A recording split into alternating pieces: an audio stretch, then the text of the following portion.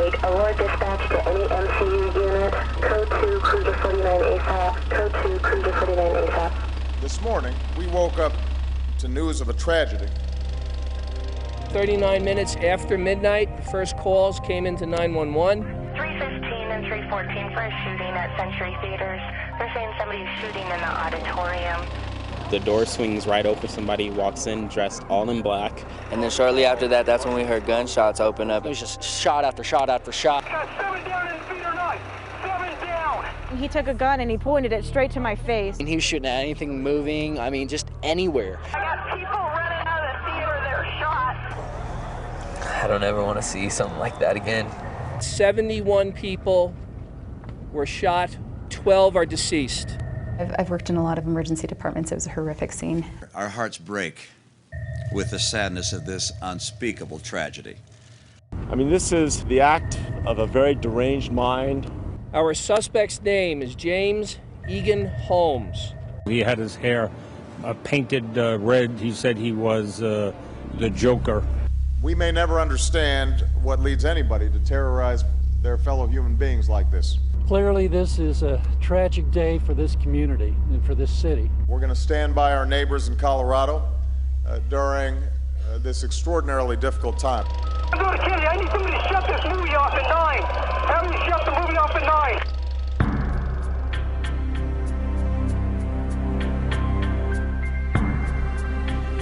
9. 48 hours. Tragedy in Aurora. Good evening. I'm Scott Pelley in Aurora, Colorado, just across from the theater that became the scene of a massacre just after midnight today. In the biggest mass shooting in the nation's history, 70 people were wounded or injured, most of them by gunfire. At least 12 people are dead. 11 are in critical condition. Tonight, the police say the lone gunman is a 24-year-old man who lived just a few miles from here. James Egan Holmes was taken into custody just minutes after the shooting in the theater's parking lot. This evening, authorities began removing bodies from the theater. It is a national tragedy. President Obama ordered flags flown at half-staff on all federal buildings, and correspondent Barry Peterson now has more on how it all began. The suspect bought a ticket for the 12:05 a.m. special premiere showing. Law enforcement say the man, later identified as 24-year-old James Holmes, dyed his hair like Batman's foe, the Joker. I was in the second row. Shortly after the movie began, Corbin Dates saw someone get up and leave through an emergency exit. I noticed the guy who's sitting to the far right has a phone call. He steps out to the emergency exit, which is unusual. Parked outside the door was Holmes' car, inside an arsenal. He put on a helmet, bulletproof vest, leg protection, and armed himself. An AR-15 assault rifle, a Remington 870 shotgun, 12-gauge shotgun, and a .40 caliber Glock handgun. Aurora Police Chief Dan Oates. I imagine I will be asked how many rounds were fired. My answer is we have no capability right now of calculating that number. There were many, many rounds fired. At roughly 12:30, the suspect re-entered Theater 9 through the emergency exit door to the right of the movie screen. He lobbed one or two canisters that exploded in the audience and emitted smoke or gas. The door swings right open, the emergency exit door. Somebody walks in dressed all in black, helmet, gas mask, black outfit. You cannot see anything but the person's eyes. And there was a gas can that was thrown into the audience behind me. Many in the theater were confused. They thought the smoke and shooting was part of the movie. The thing that flew across the room, like it exploded, make a really loud boom sound. Julia Wynn and her friend Aaron Post say the suspect said nothing as he randomly fired shots into the crowd. How would you describe his attitude as he was doing this? Like calm, like if he just went in and opened fire, like yeah, exactly, like if he knew what he was doing, like if he'd pre-planned it. He started shooting people that were trying to escape from that exit. Jennifer Seeger was near the gunman. And he points the gun right at my face. He's about 3 feet away from me with a gun in my face. At that point, I was just in a panic. You saw injured people. There was this one guy who was on all fours crawling. There was this girl spitting up blood. There were bullet holes in some people's backs, some people's arms. 315 and 314 for a shooting at Century Theaters. At 12:39, 911 was flooded with calls They're saying somebody's shooting in the auditorium. as hundreds of people flee for their lives. They're saying there's hundreds of people just running around. All available units respond to the theater. One of the shots went through the wall into the next theater, wounding at least one person. Get us some damn gas masks for Theater 9. We can't get in it. We're letting rescue know as well. The first police arrived within 90 seconds. As soon as I got out into the lobby, there were officers coming in with shotguns, cocking them, trying to find the person inside. There were people surrounding. There's ambulances. I got people running out of the theater. They're shot. 316, I need a rescue in here hot. We got a guy shot. Just outside of Theater 9. As people panicked, ducked, and headed for the exits, Holmes kept firing, stopping only when he needed to reload. There were so many wounded that police loaded some into squad cars and rushed them to one of 6 different hospitals. It was scary.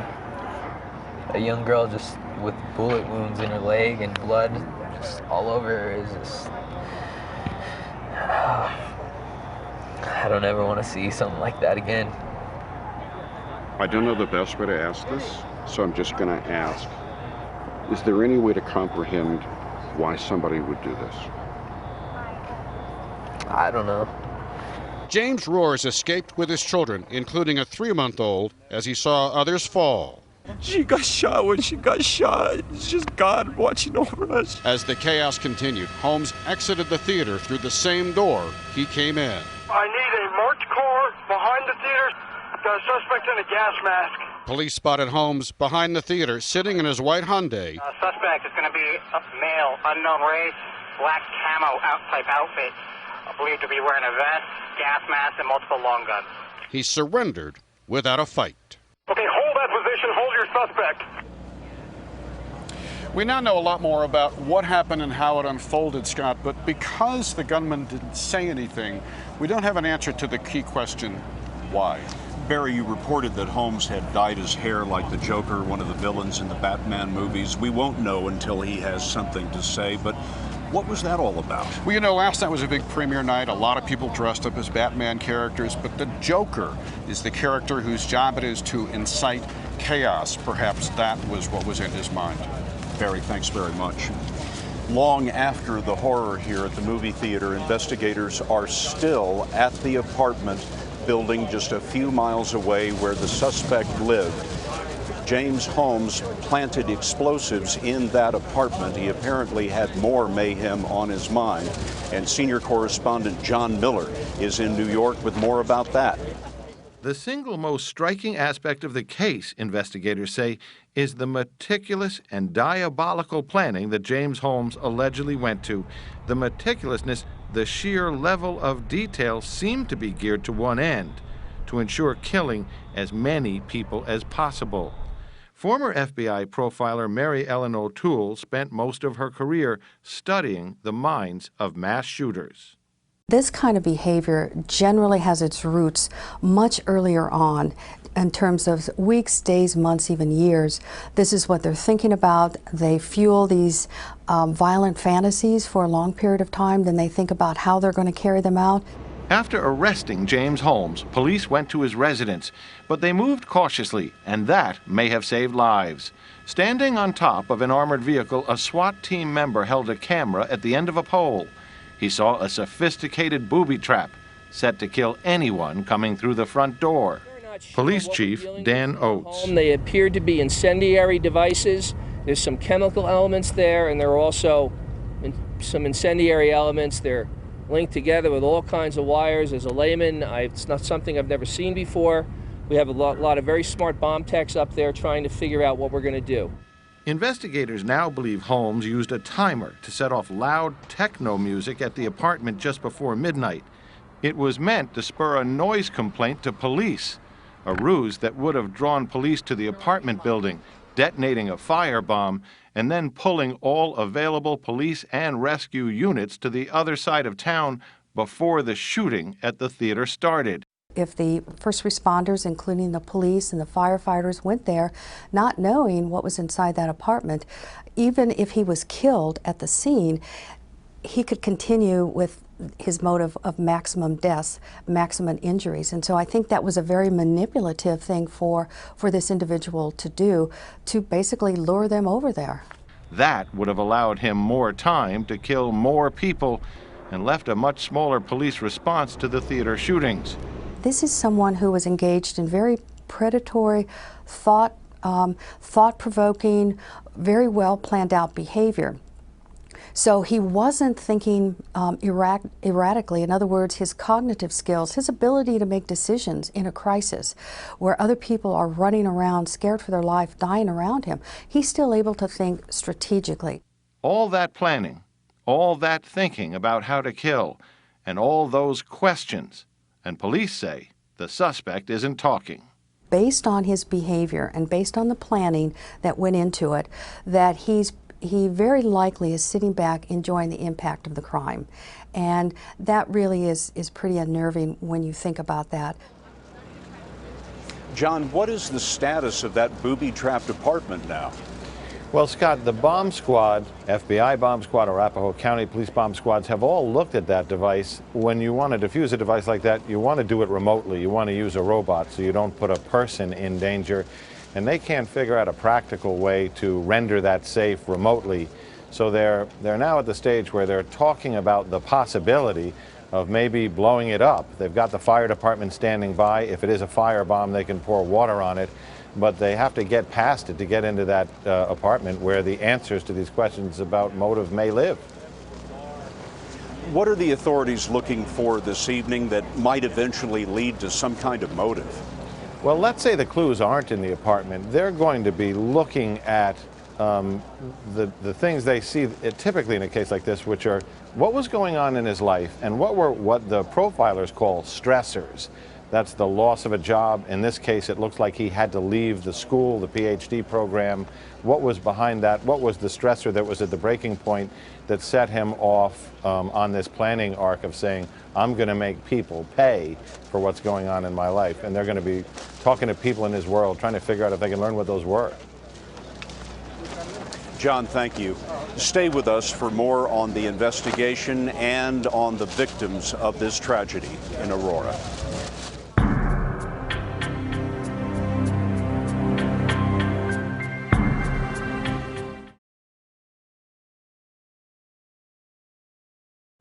Continuing now with our special coverage of the massacre in Aurora, Colorado. The police believe that the suspect acted alone, and correspondent Bob Orr has been piecing together more details about him and his weapons. Law enforcement sources say James Holmes is a classic lone wolf with no apparent accomplices or known connections to radical groups.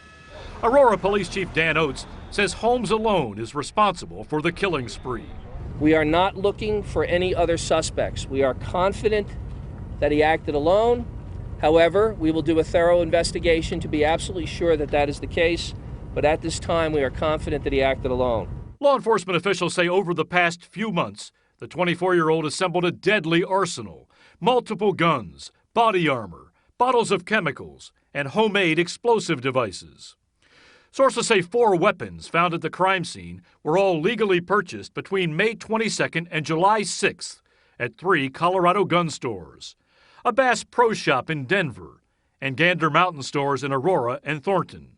Police believe at least 3 of the guns were used in the deadly shooting rampage.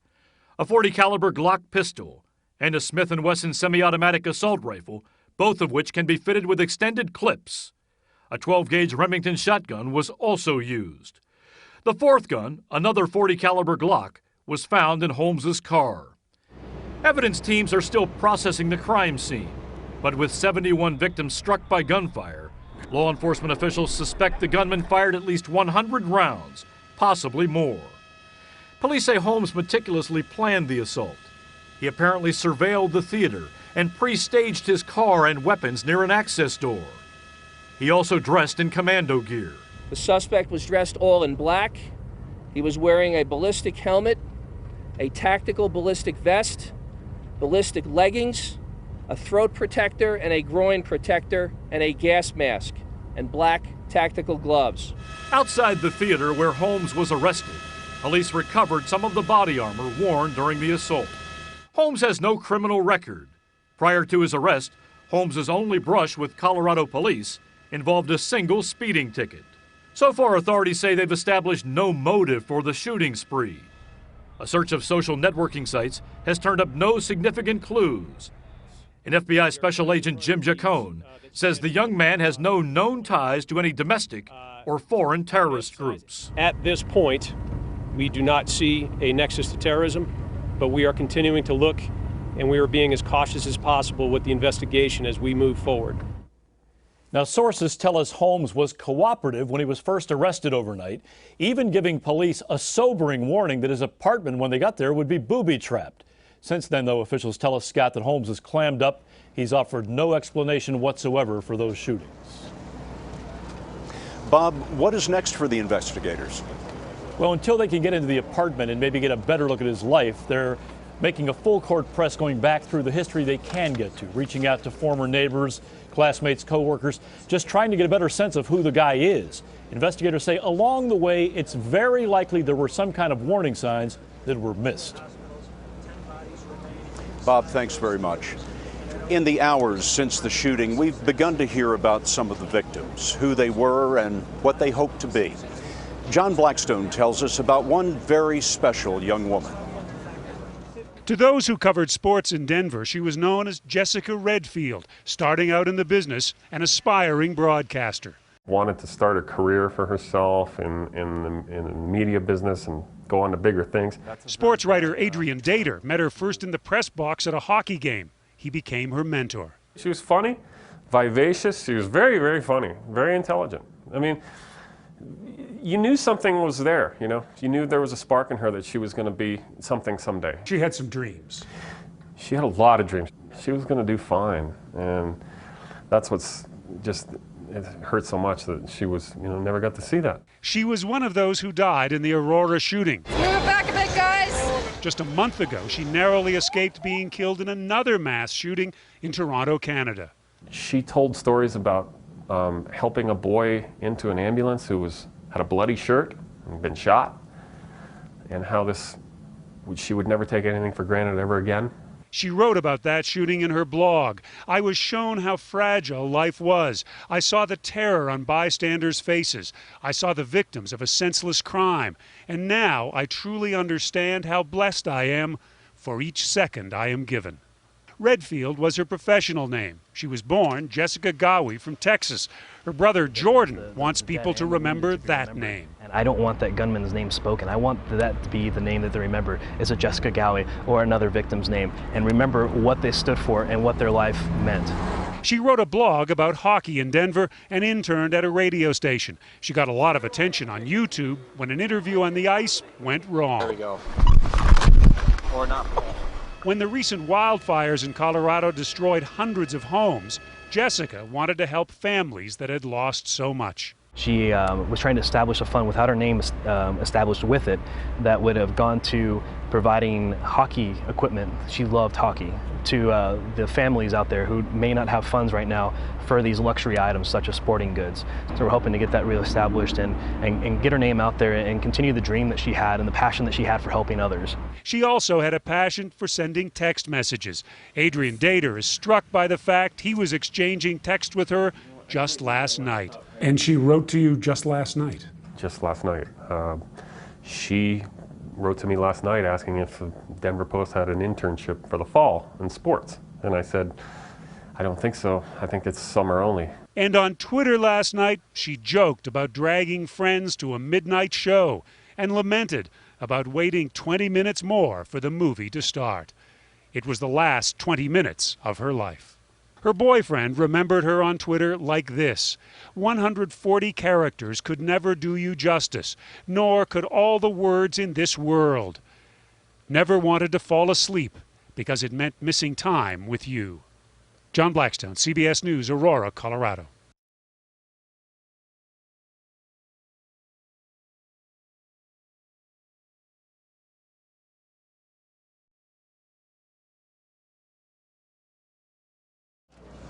James Holmes, the suspect in the massacre here in Aurora, Colorado, has roots in Southern California. So we sent Bill Whitaker to San Diego to look into his past. In Poway, California, the residents move here for the good schools and safe streets, including the parents of alleged shooter James Holmes. His parents wanted to give him the best, and that's why they live here. But early this morning, the media descended on the house where Holmes grew up. Neighbors tell us that he was quiet and kept to himself. 24-year-old James Holmes left different impressions on people he encountered in life. At the University of California, Riverside, where he graduated with honors in neuroscience in 2010, he's remembered as brilliant. Tim White is university chancellor. He was an honor student, so academically he was at the top of the top. He really distinguished himself from an academic point of view during his 4 years with us. Back in the northern suburbs of San Diego, friends came and went from his family home all day. They appreciate all your prayers and support. His father, surrounded by police, left for Denver early this morning. His mother remained inside the house. The Holmes family is very upset about all of this. It's a tragic event, and it's taken everyone by surprise. His intelligence was obvious early on. In high school, he won a competitive position at a rigorous science boot camp and an internship in neurobiology at the prestigious Salk Institute. Tom Mai and his family lived next door to the Holmeses for more than a decade. So he seemed to be a very nice, young, typical American boy. I'm actually kind of shocked that it happened. Like, he doesn't seem like that type of person. But 16-year-old Anthony Mai says he was shy to the point of being a loner. As much as he was, always smiling when I was around, he was... The fact that he was quiet and, something just looked kind of weird, it's just a feeling in my gut that I had that something was going on, but I wasn't sure. He says James seemed frustrated after earning his degree in neuroscience when the only job he could get was at McDonald's. Forensic psychiatrist Michael Wilner says mass murderers are often loners. They believe in their intellect. They believe in their skills. Things don't work out for them. They blame other people. They don't have the capacity to introspect and say, gee, this is how I could get better. This is where I was responsible for what happened. It's other people's fault. Now, Scott, high school classmates say keeping quiet and keeping to himself are the main things they remember about James Holmes. But here in this close-knit middle-class neighborhood, no one we talked to said they would ever suspect that he could be capable of doing anything such as he's alleged to have done. Thanks, Bill. About a third of the victims of the shooting were rushed to the University of Colorado Hospital here. Some of them were transported in ambulances, others in police cars or private vehicles. I spoke today with Dr. Camilla Sasson, who helped lead the team in the emergency room. With our disaster plan, what we do is we actually activate and get all hands on deck. So we had nurses, interns, medical students, residents, attending physicians who were on call, who weren't on call. Everybody was coming in to make sure that we were appropriately staffed for when we knew the onset of patients would be coming in. And then really at 1:15, so just 15 minutes later, patients started pouring in through the doors, came in through with police officers who had brought them in the backs of their cars, ambulances, private vehicles even. What did it look like, sound like, feel like in that moment? I've never been in war, but I know that some of the folks who were on the scene actually had said they had done tours in Iraq. It had felt similar to that in that same setting of just having bodies everywhere, blood, patients who were screaming.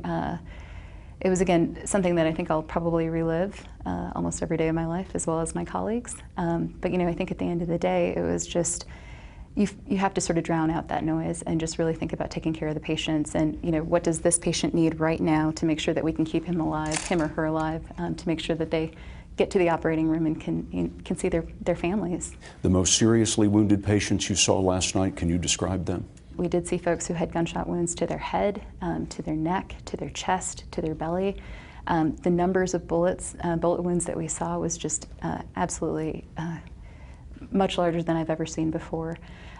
One of the things I think that makes gunshot wound victims so different, I think, in terms of taking care of them is that you may see one puncture wound, but that bullet does so much damage inside internally. And so we were constantly in there reassessing every 1 to 2 minutes sometimes on some of these patients, because they would go from stable, having blood pressure that was normal, talking to us, telling us what happened, really 1 to 2 minutes later, not being able to say, where they were, being completely disoriented, having a blood pressure that dropped very, very quickly. So, they were crashing right there in the ER, right in front of you. Yeah, and we had 9 critical patients, and those 9 critical patients came within 15 or 20 minutes of each other. So, you can just imagine taking care of crashing patients pretty much everywhere in the emergency department that you have any free space. Can you give me the age range of the patients that you had? Our youngest patient was 3 months old, and our oldest patient was 45 years. And I think the only silver lining in this whole story is that the 3-month-old is okay.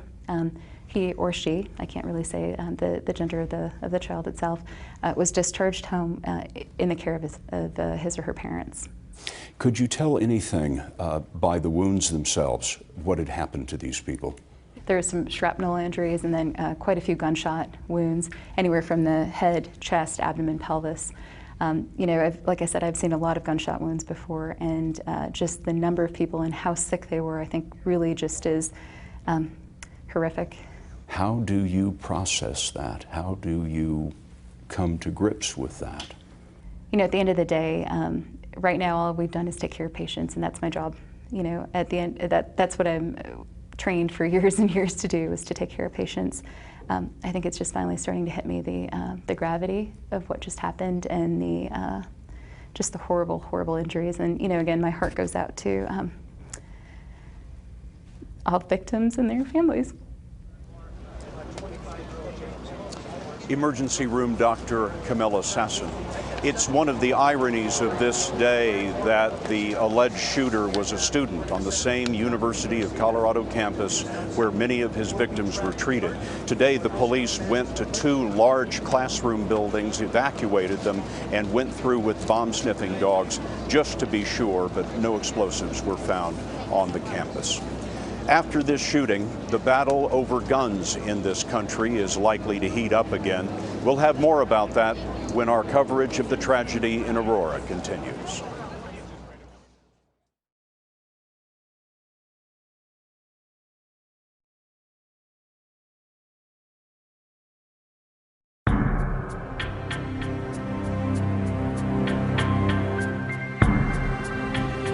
"48 hours. Tragedy in Aurora." Here again is Scott Pelley. At the movie theater behind me here in Aurora, Colorado, authorities have begun removing the bodies of the victims of the massacre. 10 people died in the theater, 2 others later in the hospital. At least 12 dead in all. Another 58 people were wounded or injured, most of them by gunfire. 11 are in critical condition. There is one suspect in custody, 24-year-old James Egan Holmes from right here in Aurora. He was arrested in the theater parking lot near his car within minutes of the attack. The police say that Holmes was a PhD candidate in neuroscience at the University of Colorado, and he is believed to be the only suspect. The police say that all of the guns used in the attack were purchased legally. On orders from President Obama, flags were lowered to half-staff on federal buildings today to honor the victims of the Colorado massacre.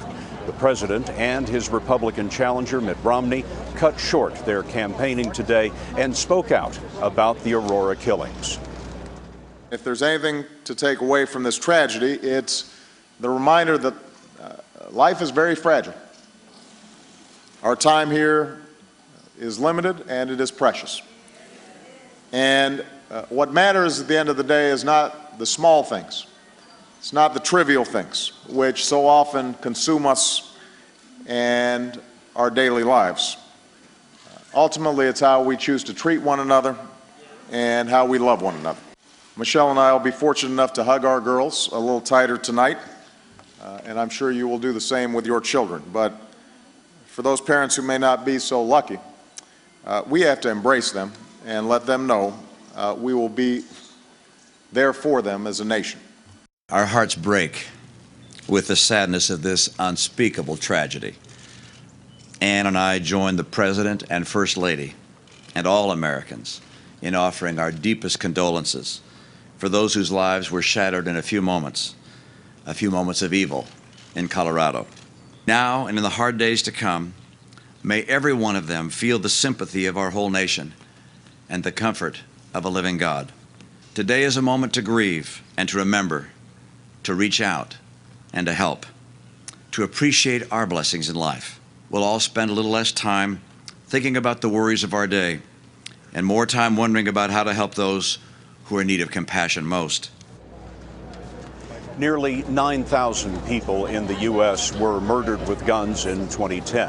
That's the last year for which the FBI has compiled data on that. The carnage here seems certain to revive the debate about guns. Congressional correspondent Nancy Cordes has more about that tonight. From Aurora to Tucson. More than one ambulance, there's more than one person down. Virginia Tech to Columbine. Is there any way you can block the door so no one can get in? The weapons of choice for these gunmen bent on mass murder were semi-automatic firearms with high-capacity magazines. One of the guns Holmes allegedly used this morning was a civilian version of a military M16 rifle like this one. So powerful, one round went through a wall and wounded a moviegoer in an adjoining theater. The rifle was capable of hitting dozens of people in under a minute, just like the Glock Jared Lee Loughner used to shoot Congresswoman Gabrielle Giffords and 18 others in Tucson last January, and the pistols Sung Hui Cho used to shoot 49 people, then himself at Virginia Tech in 2007. But the national debate over semi-automatic weapons that was sparked by the Columbine massacre in 1999 has largely disappeared, and the federal assault weapons ban enacted by Congress under President Clinton in 1994 was allowed to expire in 2004.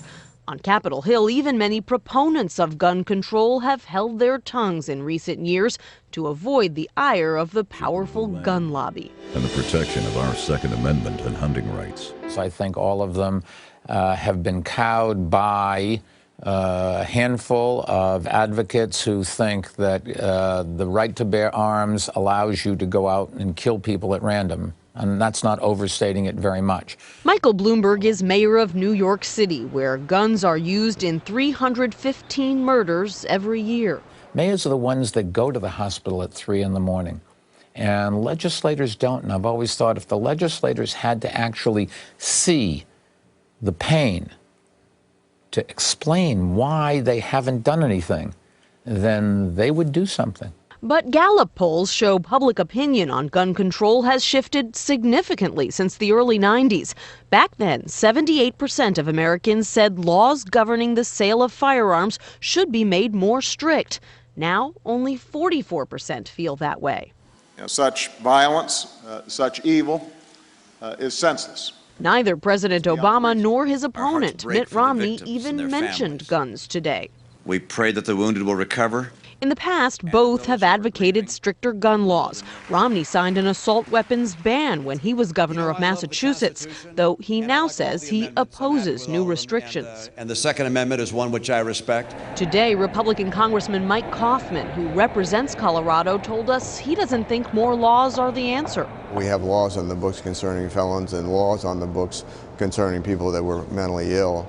And we know that these people will get the guns anyway. One conservative congressman, Louis Gohmert of Texas, suggested in a radio interview that the solution might be more guns, not fewer. It does make me wonder, with all those people in the theater, was there nobody that was carrying that could have stopped this guy more quickly? Mayor Bloomberg questioned that logic. Would you want to be in that theater if people started pulling guns and shooting at random? I don't think so. That's one of the dumber things anybody's ever said. It is just irrational to say the solution to a problem is more of the same. It is too many guns in the street. But here on Capitol Hill, there is very little momentum behind new federal gun control policies. In fact, the only federal gun law that has passed in recent years is one allowing visitors to national parks to carry firearms. Scott. Nancy, you mentioned the shooting of Gabrielle Giffords. I wonder what effect did that have on Congress? Well, there was a lot of talk after that shooting, Scott, about the need for civility in Congress. They also passed a resolution condemning the violence. But even then, even when it affected one of their own, there was very little discussion about the impacts of guns on society and whether anything needed to be done about it. Nancy, thanks very much. We're being joined now by Marcus Weaver, one of the people who was wounded in the theater just behind us early this morning. Marcus, what did you see? You know, I was sitting about in the 5th row, and the movie had just gotten started. People were excited that was Batman. It was a lot of young people, I would say ages 13 to 25, and so it was this excitement. And so about 15 minutes into the movie, there was this shroom noise that went across from the left to the right of the theater, but mostly in the front, and smoke emanated from it. And then that smoke went all the way across, and it was just like it was almost if someone let off a smoke bomb. And I thought it was a prank at first, but then there were 2 shots that were fired to emanate these sparks off the rails that were in front, on the front row, and then that's when the gunshot started. And I remember I was still sitting upright. We thought it was just fireworks. I was with my friend Rebecca, and there was another friend sitting next to me too, and shots were fired, and you could see the bullets, the white spray of like the light that emanated from the gun. The muzzle flash? The muzzle flash, and at that point, it didn't seem like it was part of the movie anymore. It didn't seem like it was funny. So after 4 rounds went off and things were just pew, pew, pew across and people were getting hit and ducking for cover, I grabbed both the people next to me and just got on top of them on the floor. And just, it was just really weird because there's no covering, and I have no idea like how we even survived it because it was even hitting the plastic chairs in front and everybody around us. Did everyone run out of the theater? What was that like? No. People who went to the sides got shot and were rolling down the steps because he was shooting people who were on the steps, the exits, and then he went and sprayed people in the middle because I could see him through my seat, and I tried to keep my head down so I wouldn't get shot, and he let off 8 rounds at a time, and then like it was boom, boom, boom, boom, and every time that white light would flash, and so that's always going to be in my mind forever. What happened to you? Well, after he stopped shooting, after he did it like 8 times and shot about 60 shots, he stopped, and it just like, okay, this is my chance. I said to myself that if he stops, I'm gonna get myself up, I'm gonna get the people up around me, and I'm gonna get out. And so I picked up my friend Rebecca, and she had blood all over her face and her body, and she was unconscious, and it was just like, it was so difficult to see somebody who's your friend and just unconscious like that. And like, I picked her up and like carried her on my left side, and I think that's when I got sprayed because he started shooting again, and people were jumping over like people to get out, going down the steps, knocked me over, so no way I could get through. There were people on the ground who I couldn't step over, and so I was tripping, and it was just chaos still. And then he just stopped shooting, and then I was able to get out. I had to lay Rebecca down, and then I ran out. And then there was 3 other movie theaters that were converging in the lobby, so they were knocking each over, trampling, or people crawling to the front door. It was just it was a horrific scene. It was almost like it was surreal. Marcus, you were shot? Yes, I'm shot right here with some pellets, and it hasn't even begun to heal. It was bleeding pretty bad. Shotgun pellets is what that looks like. He was armed with a 12-gauge shotgun at one point. And I have the shrapnel still in my underneath my skin. And what happened to Rebecca? They haven't found her. There's like reports that, you know, that she was sent to a hospital unconscious and just shot. And then there's also reports that she may be inside the building still. So I've been talking to her friends and family. My prayer and everybody's prayer I've been telling them is to just pray for her and pray for her family. She has 2 young daughters who are just darlings, and she has a great ex-husband who is part of the family, and she has a mom who's been calling me, and a dad in California. And so my prayers are with them, and you know, I was there, and they've been asking me, and it's been hard to tell them to recreate that scene, and that's why it's difficult to even talk about it. So you don't know whether Rebecca has survived? No, we don't know, and hospitals don't know either. So how did it end? How did the shooting stop?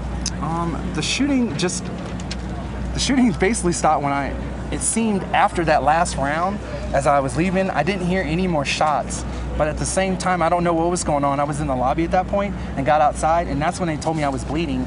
And I kept telling her, my friend Rebecca's in there, my friend Rebecca, you got to go in there. And that's when the police kind of came on the scene. There was a couple officers at first, but then the SWAT team came, and it seems like they restored order from there, and they started bringing little babies out, like who had blood all over, who like appeared lifeless. They bring people out who just collapsed outside.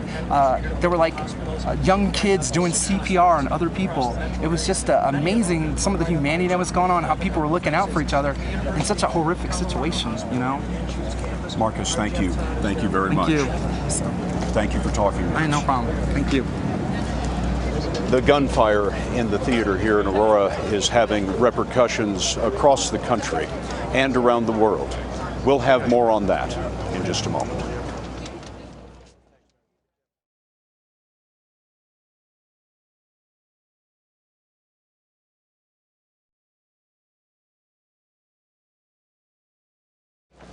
The shooting, of course, happened here in Aurora, Colorado, but there was a feeling all across the country that it could have happened anywhere. And with the new Batman movie playing on 4,400 screens nationwide, tonight, Anthony Mason tells us security has been beefed up in this country and overseas. In Paris, where The Dark Knight Rises was due to open today, the premiere was postponed. Warner Brothers and the filmmakers said they were deeply saddened by the shooting in Colorado. The studio also pulled the trailer for its upcoming film Gangster Squad, which includes a shooting scene in a theater. Today, fans of the Batman story noted striking similarities between the tragedy and a Batman comic, The Dark Knight Returns, written in 1986. Here, an enraged gunman fires inside a crowded movie theater. And while we don't know if the shooter, James Holmes, was aware of this particular story, parallels between his behavior and the Batman series reportedly don't end there. The Associated Press compiled this list. Bruce Wayne, Batman's alter ego, became a crime fighter after witnessing his parents' murder outside a movie theater. Arkham City, a video game based on the Batman comic, is set outside the abandoned movie theater where Batman's parents were killed. And the Batman comic The Dark Knight tells the story of the Joker slaughtering an entire television audience with gas. Beyond any similarities, it's clear James Holmes didn't choose to make his mark with just any movie. The late-night Batman screening was a national event. How big have midnight premieres become? Huge. Aaron Carlson of The Hollywood Reporter says the Batman film took in more than $30 million. Movies are where you go to escape your life. You don't expect something like this to happen. And when it does, you think twice about your own safety. Across the country, screenings of The Dark Knight Rises were still selling out today. Mothers that had young kids, they're gonna be the ones that are gonna say no way. But I think kids like this, young kids like this, they're just gonna go. But even some hardcore fans hesitate. I started thinking like, should I bring a vest? I mean, I was kind of like, obviously not very serious, but I was just like, it kind of freaked me out. AMC, the nation's second largest theater chain, said today it was banning all masks and threatening costumes. In major cities like Los Angeles and New York, police increased patrols at theaters. We were concerned, of course, that people going to the movie may feel somehow threatened. In order to raise their comfort level, we have assigned police officers to the 40 locations in New York City that are showing Dark Knight Rises. But New York Police Chief Ray Kelly tried to dampen fears of a copycat attack. Not something that you see too often, but there is a sort of this belief on the part of many members of the public that this could trigger some other demented individual to do something roughly similar. In theaters, the violence used to be all up on the screen. The horror that happened in Colorado was only supposed to happen in the movies.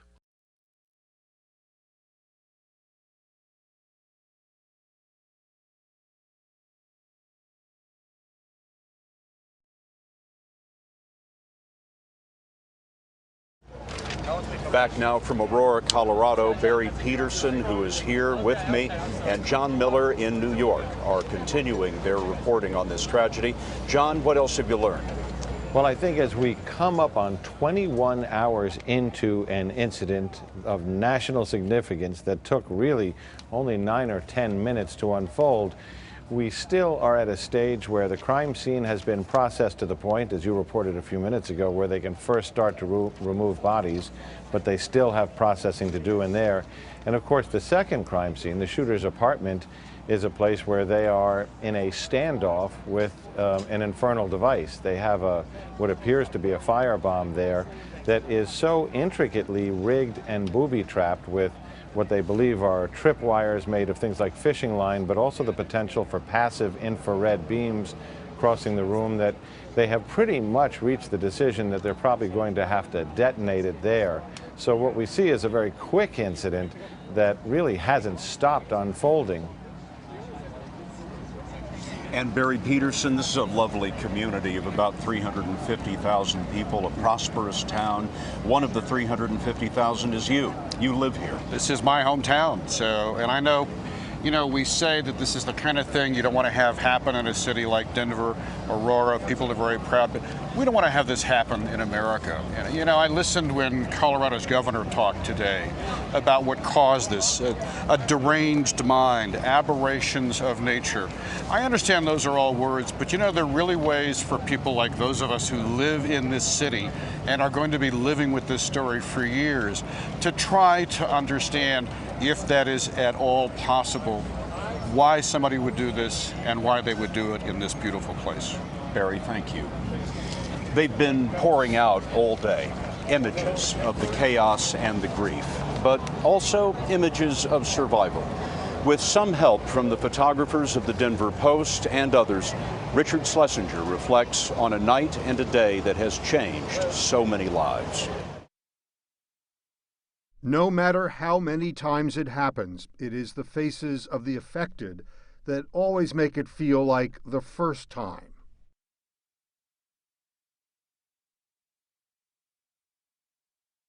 The nation is no stranger to mass murder, and this one, like the others, had its own signposts marking where innocence collides with catastrophe. It is a setting so incongruous for a shooting so inconceivable.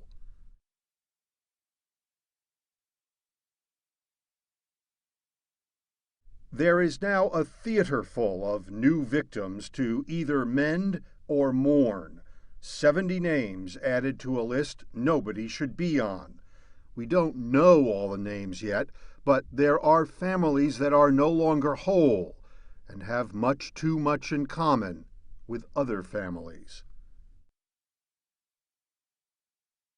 There are rituals for these events now, played out in public, hard to see, impossible to ignore. So, again today, there are the familiar images, no less powerful for their familiarity, and we have witnessed the creation of another heartbreaking dateline. There was Columbine, there was Virginia Tech, and now there is Aurora. Colorado knows too well the cycle of mourning, healing, and wondering why that is beginning again now. Remember the 1999 massacre that claimed 13 innocent lives at Columbine High School? It happened only about 15 miles from here. What also begins anew now is the pursuit of justice.